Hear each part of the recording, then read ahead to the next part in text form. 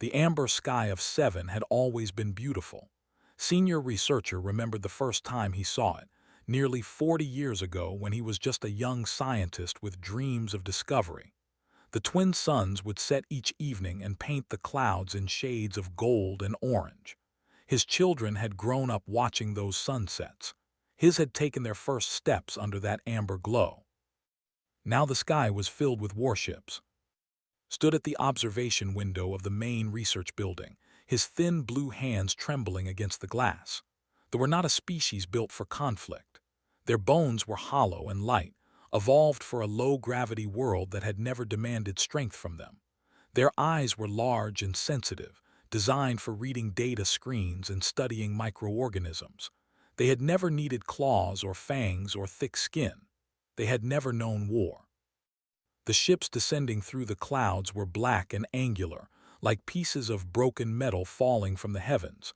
Counted 8 of them. Each one was larger than the entire research complex. Behind him, his assistant Myra was crying. She was young, barely 30 cycles old, and she had never seen anything like this. None of them had. "What do we do?" she asked through her tears. "What do we do?" He did not have an answer. The colony had no weapons. They had no shields capable of stopping a military assault. They had 12,000 people, mostly scientists and their families, and they had absolutely no way to defend themselves.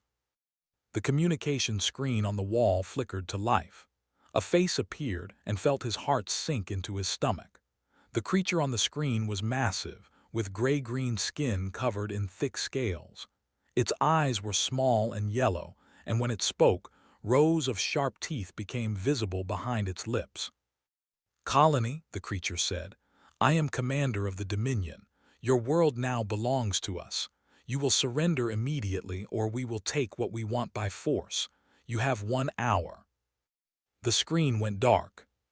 Myra collapsed into a chair, sobbing. Around the room, other researchers stood frozen in shock.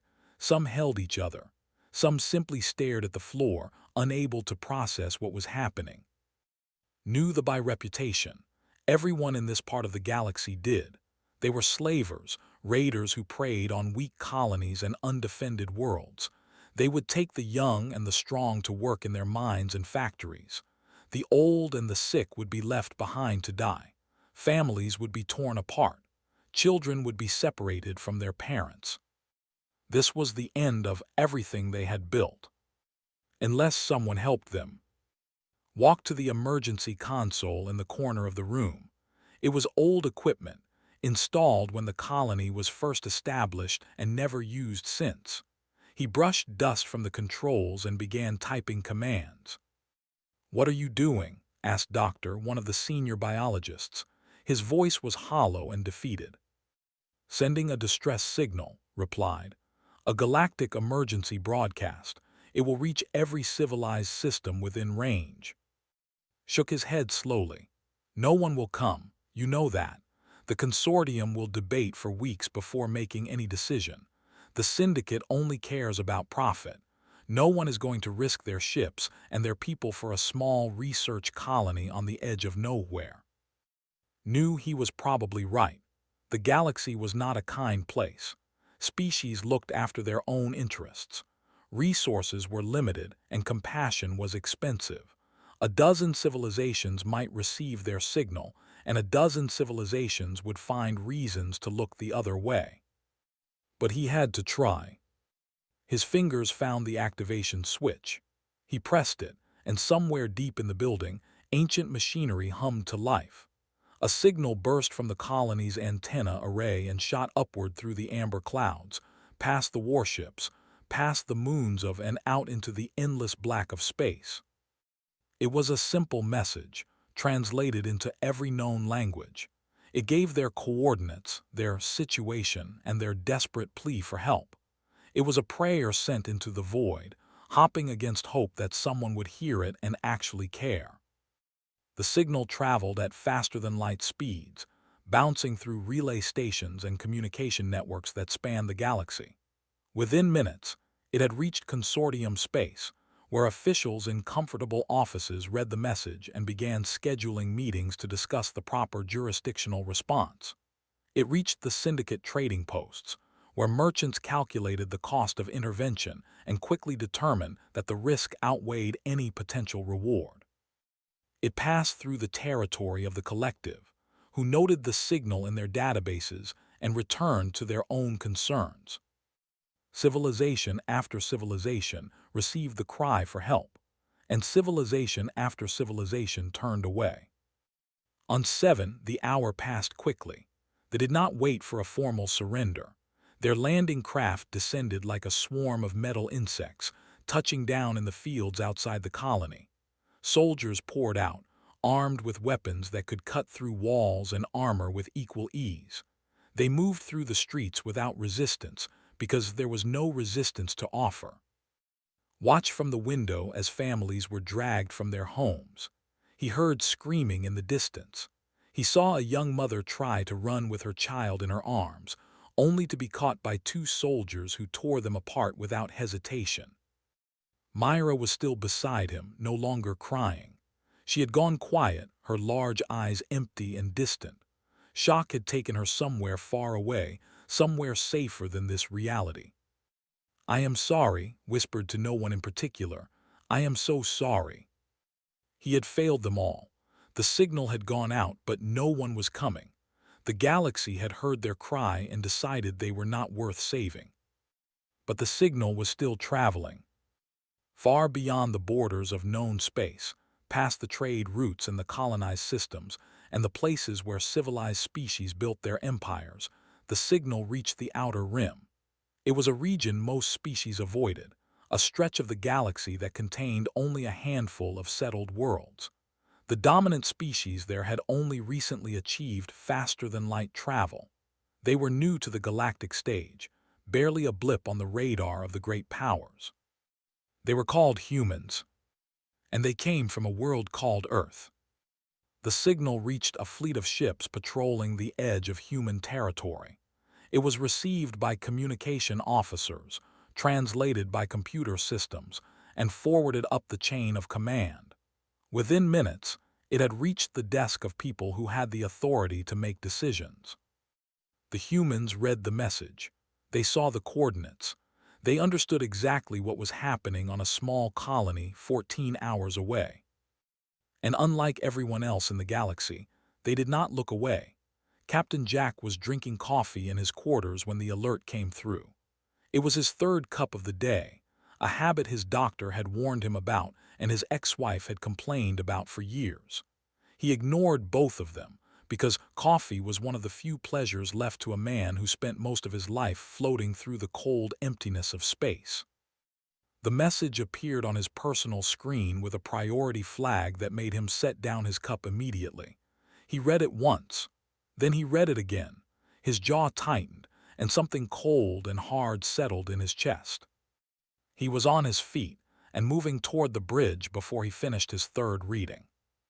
The USS Valiant was a heavy cruiser, one of the newer ships in the human fleet.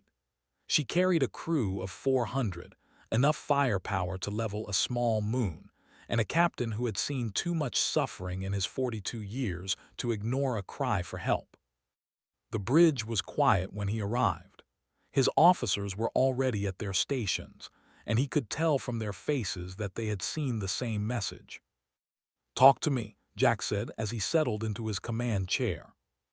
Lieutenant Kate turned from the navigation console. She was young, maybe 28, with red hair pulled back in a tight bun and freckles scattered across her nose. She had been on his crew for 2 years, and he had never seen her look this serious.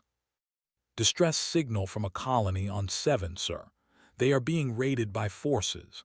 At least 6 to 8 warships, probably more ground troops than we can count. The colony has no military presence and no way to defend itself." Jack nodded slowly. "How many people?" "Approximately 12,000, mostly scientists and families. They have children there, sir." Commander Sam pulled up additional data on the main screen. He was the ship's executive officer, a broad-shouldered man with a thick mustache and eyes that had seen combat more times than anyone should have to. "They are slavers, Captain. Standard operating procedure for them is to round up anyone who can work and dispose of anyone who cannot. Based on the timeline, they have already begun processing the population." The bridge fell silent. Every person in the room understood what processing meant. They had all heard the stories about slave markets. They had all seen the intelligence reports about the conditions in labor camps. Jack looked at his officers one by one. Kate at navigation, Sam at tactical, Dr. Lisa Park at the science station, her face pale but her eyes steady. Chief Engineer Mike Torres near the back, his arms crossed over his chest and his expression grim. "How far?" Jack asked. Kate checked her console. 14 hours at maximum burn, sir." "And the nearest consortium response fleet?" 3 days away at minimum, and that is assuming they decide to respond at all. Jack already knew they would not. The consortium moved slowly, weighed down by bureaucracy and politics and 1,000 competing interests. By the time they finished debating the proper response, the colony would be empty and the would be long gone. He reached for the communication panel on his armrest. "Get me Admiral Vance." The connection took less than a minute. Admiral Vance commanded the Third Fleet from the USS Ironclad, a battleship so large it made the Valiant look like a shuttle. She was in her 60s, with gray hair cut short and a face that had been hardened by decades of service. When she appeared on screen, Jack could see that she already knew why he was calling.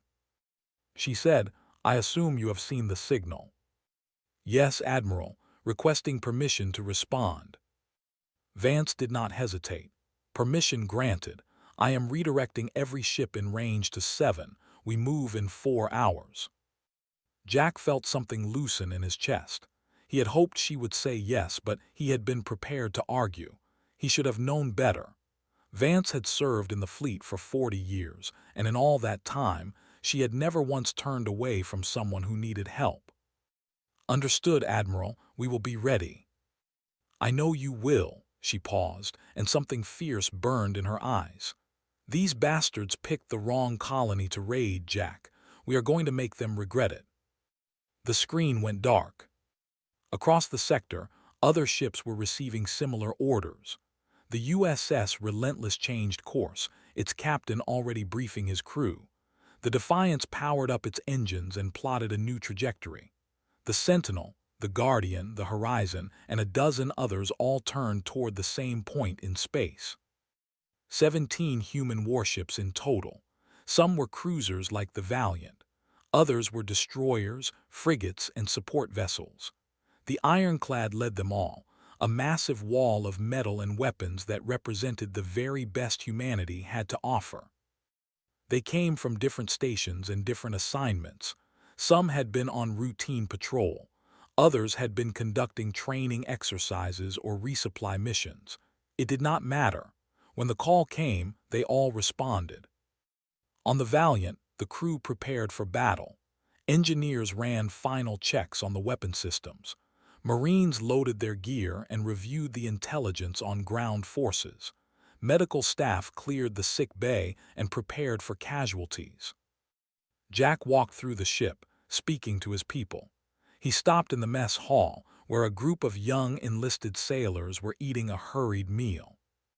"Captain," one of them said, jumping to his feet. His name was Danny, a kid from somewhere in the Midwest who had joined the fleet straight out of high school. "At ease," Jack said. He looked at the faces around the table. They were so young, most of them barely 20 years old. "You all know what we are heading into." They nodded. "Good, I am not going to lie to you. They are dangerous. They have more ships, more soldiers, and more experience at this kind of operation. But they have never fought humans before. They do not know what we are capable of." He paused and let his words sink in. 12,000 people are counting on us. They are strangers. They are not human.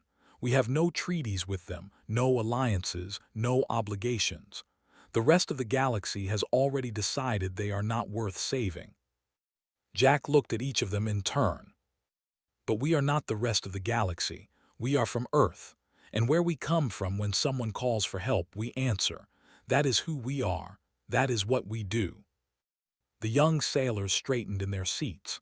Fear still lingered in their eyes, but something else was there too, something harder and more determined. 14 hours, Jack said. Get some rest. When we arrive, I expect every one of you to be at your best. He turned and walked out of the mess hall, heading back toward the bridge. Behind him, his crew began final preparations for the battle ahead.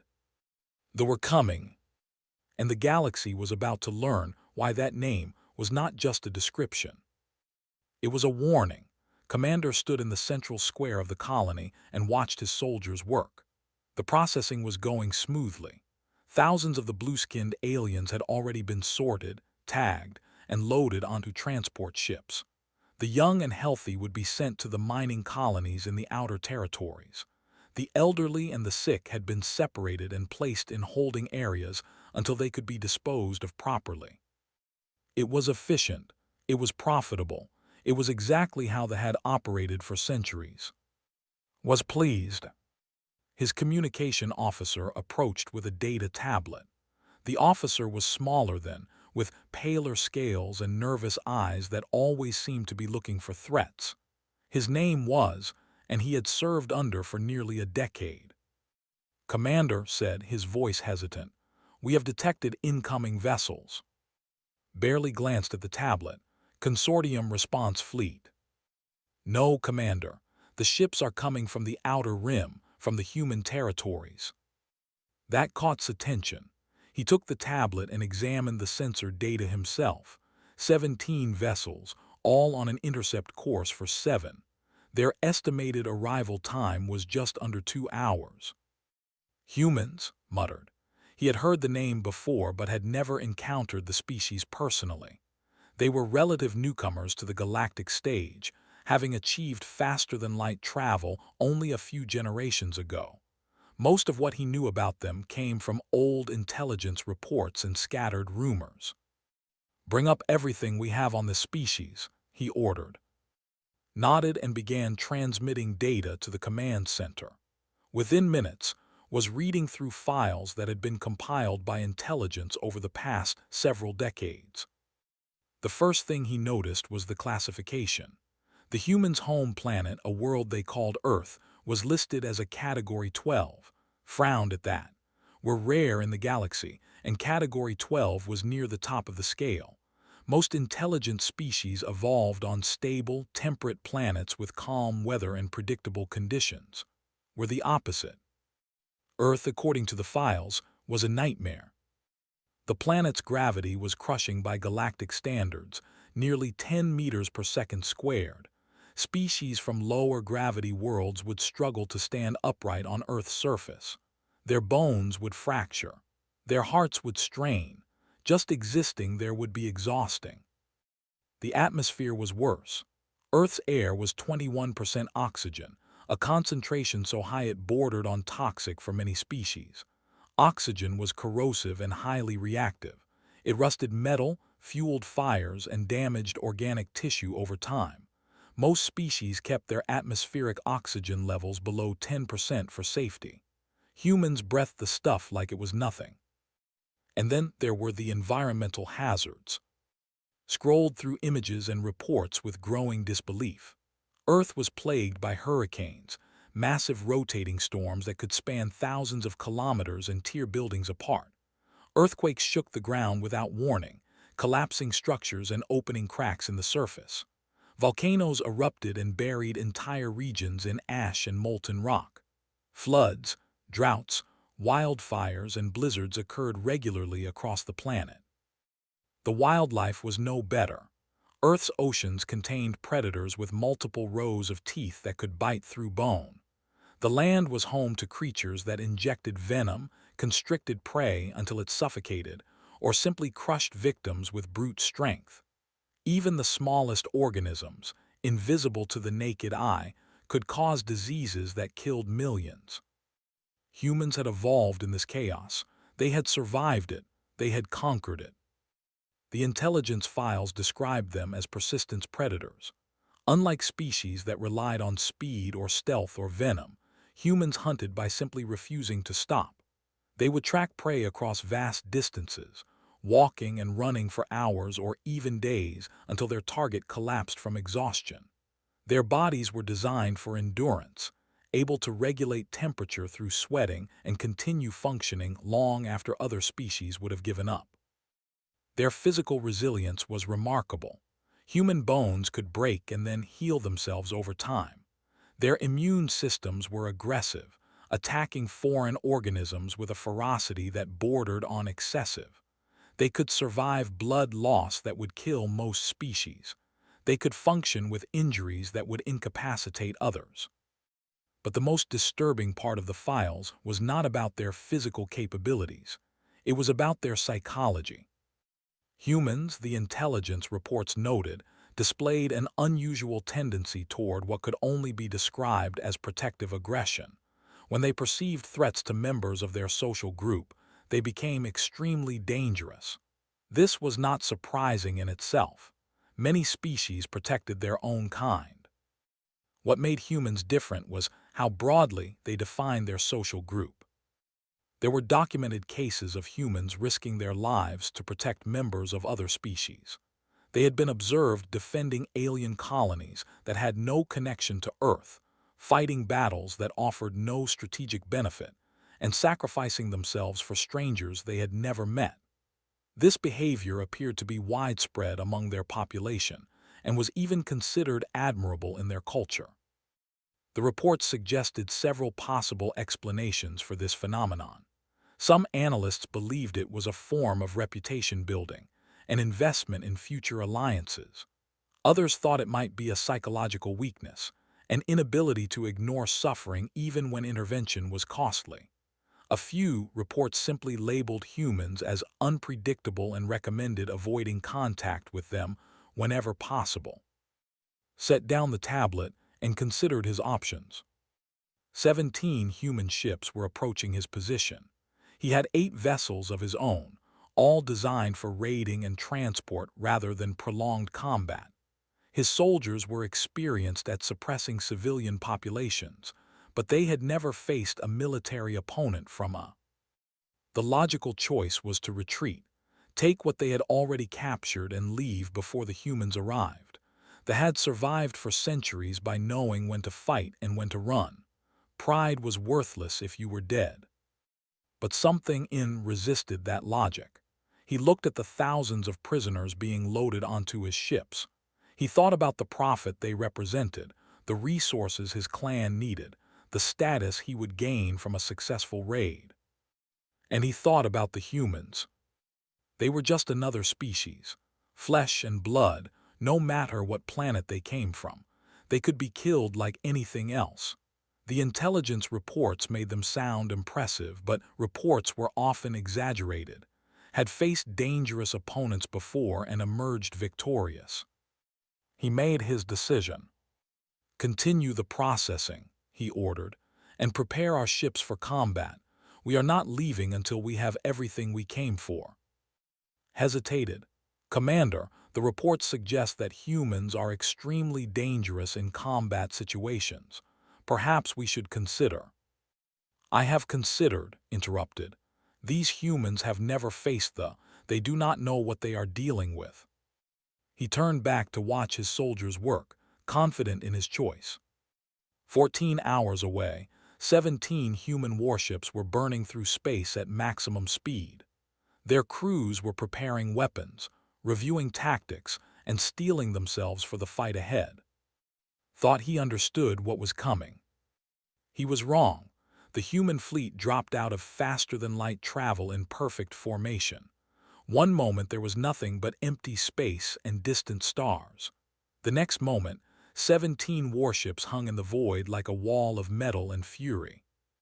Captain Jack stood on the bridge of the Valiant, his eyes fixed on the tactical display. The ships were clustered around the planet, still loading prisoners from the surface. They had not expected anyone to come. They had not prepared for a fight. That was their first mistake. All ships, this is Admiral Vance, a voice crackled over the fleet channel. Vance's tone was calm and steady, the voice of someone who had commanded battles before and knew exactly what she was doing. "Weapons free. Protect the colony. Do not let a single ship escape." The ironclad fired first. Its main batteries lit up the darkness with streaks of superheated metal, kinetic rounds, accelerating to a significant fraction of light speed. The rounds crossed the distance to the nearest vessel in less than a second. They punched through the ship's hull like needles through paper, tearing through deck after deck and emerging from the other side in a spray of debris and atmosphere. The ship broke apart. It happened so fast that Barely had time to react. One moment his sensors showed 8 friendly vessels. The next moment there were 7, then 6. "Return fire," he screamed into his communicator. "All ships return fire." The weapons were not designed for this kind of combat. They were built for intimidation and suppression, for terrorizing unarmed colonies into submission. Their energy weapons could cut through civilian structures with ease, but against military-grade shielding, they were barely effective. Green beams lanced out toward the human fleet. Most of them splashed harmlessly against energy shields. A few found gaps and scored hits on outer hull plating, but the damage was superficial. The human ships kept coming. The Valiant led the charge into the formation. Jack watched the tactical display update in real time as his crew executed their training with precision and speed. "Target the vessel on the left," he ordered, "full broadside." Lieutenant Kate's fingers danced across her console. "Firing solution locked, sir." "Fire." The Valiant shuddered as its weapons discharged. Dozens of kinetic rounds streaked across the void and slammed into the ship's engines. The vessel lurched, its propulsion systems torn apart by the impact.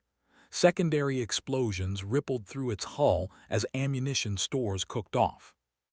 "Enemy vessel disabled," Kate reported, "moving to next target." On the ground, the battle was just beginning. Humans screamed down through the amber atmosphere, their hulls glowing red from atmospheric friction. They touched down in the open fields outside the colony, hatches already opening before the landing struts had fully extended. Marines poured out in waves, their armor black and their weapons ready. Sergeant Danny was the first one off his. He was 23 years old, a kid from a small town who had joined the military because he wanted to help people. He had trained for years for moments like this, running drills and practicing scenarios until the movements were automatic. Now it was real. "Squad 2 on me," he shouted over the comm channel. "We push toward the central square. That is where they are holding the prisoners." His squad fell in behind him, 12 soldiers moving through the burning streets with weapons raised. Smoke rose from damaged buildings. The sound of gunfire echoed in the distance. Somewhere nearby, someone was screaming. They encountered their first patrol at an intersection. 4 soldiers, their gray-green scales gleaming in the firelight, their weapons raised toward a group of huddled civilians. Danny did not hesitate. He raised his rifle and fired 3 quick shots. The first dropped before it even knew humans were there. The second spun around and tried to return fire, but 2 more rounds caught it in the chest and put it down. The remaining 2 scattered for cover, but Danny's squad was already flanking them. It was over in seconds. The civilians stared at the human soldiers with wide, disbelieving eyes.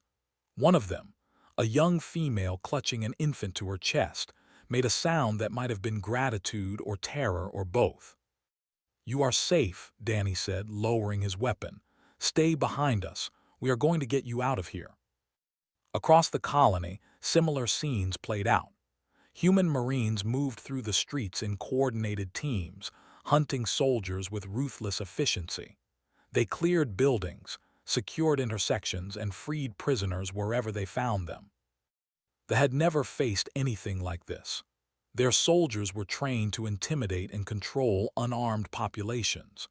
They were not prepared for an enemy that moved through fire without flinching, that took wounds and kept fighting, that seemed to have no concept of fear or retreat. Commander watched the battle turn against him from the bridge of his flagship. 3 of his ships were destroyed. 2 more were disabled and drifting. His ground forces were being pushed back toward the landing zones, taking heavy casualties at every engagement. Commander said, his voice shaking, "We need to withdraw. Our forces cannot hold against this assault." Claws dug into the armrests of his command chair. Everything he had heard about humans was true. They were stronger, faster, and more resilient than his soldiers. Their weapons were more powerful, their tactics more aggressive. They fought like creatures from a nightmare world. Because that was exactly what they were. "Order the retreat," he said through clenched teeth. "All ships that can still move withdraw immediately. Leave the ground forces behind." "But Commander, our soldiers are already dead," interrupted. "They just do not know it yet. Get us out of here before those human ships tear us apart." The remaining vessels broke formation and ran. 3 of them made it to faster-than-light speed before the human fleet could intercept them. The others were not so lucky. The ironclad and its escorts hunted them down one by one, destroying them with cold precision. On the ground, the surviving soldiers fought to the last. Some tried to surrender, but the Marines were not in a forgiving mood. They had seen the bodies of elderly who had been executed for being too old to work.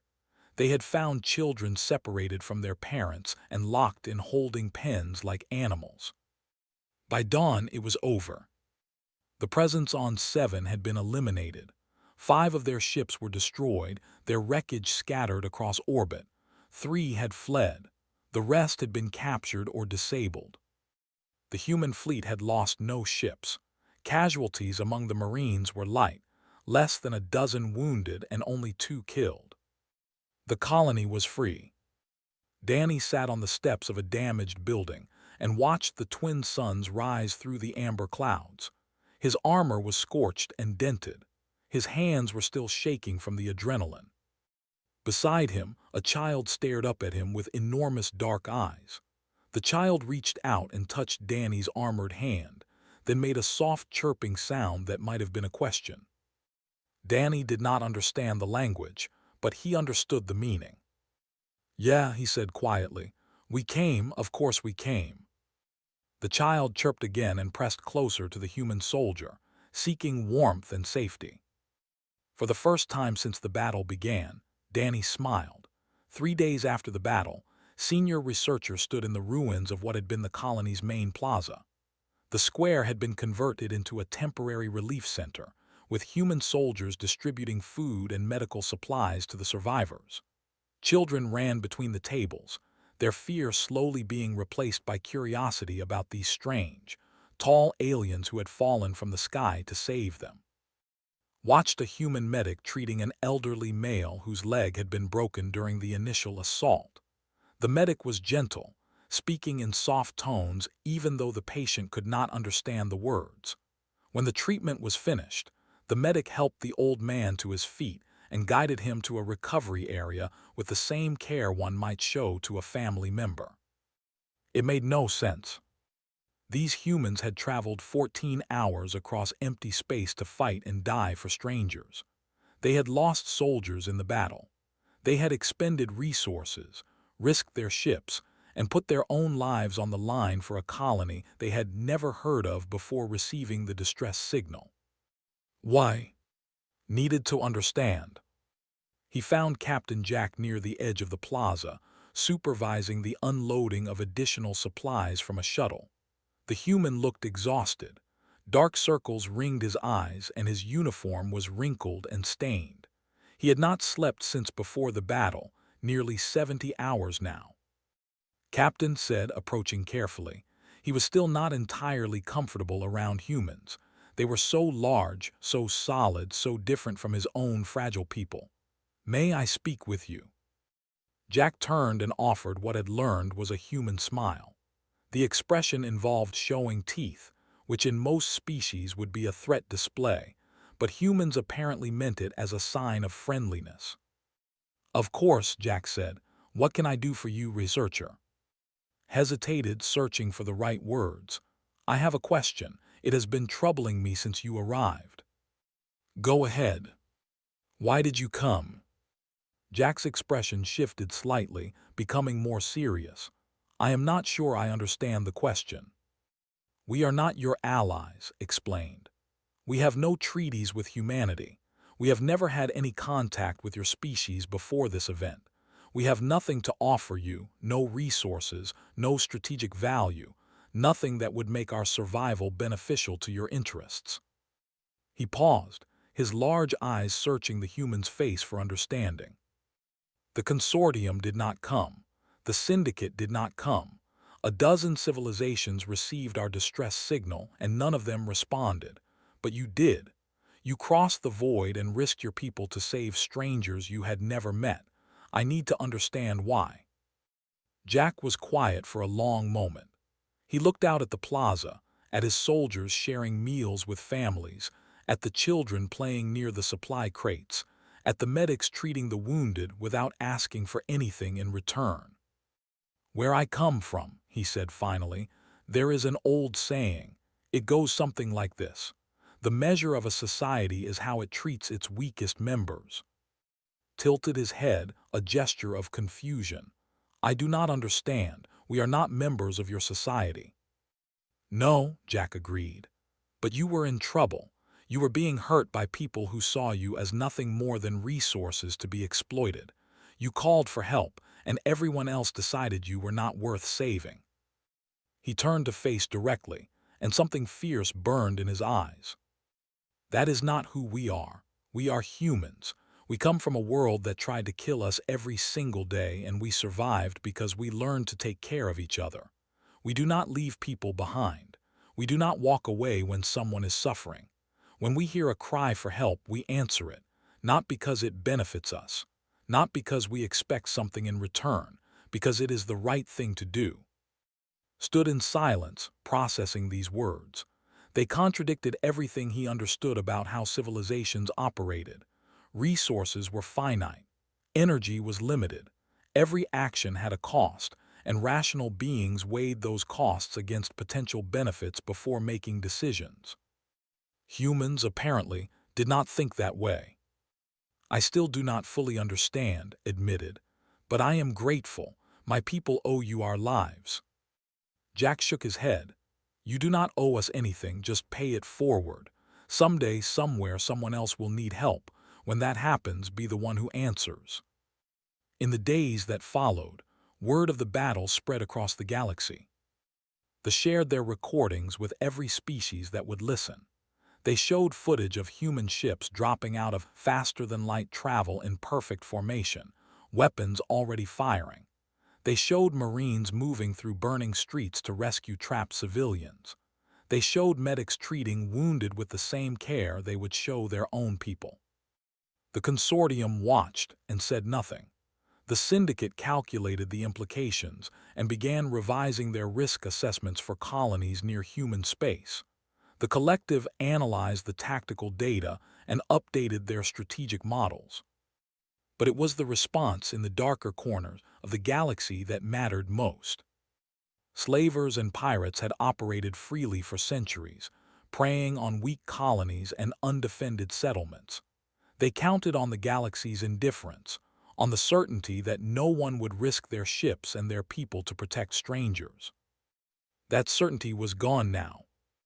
Commander survived the battle and returned to space with what remained of his fleet. He was disgraced, stripped of his command, and sent to the labor camps that had been meant for his victims.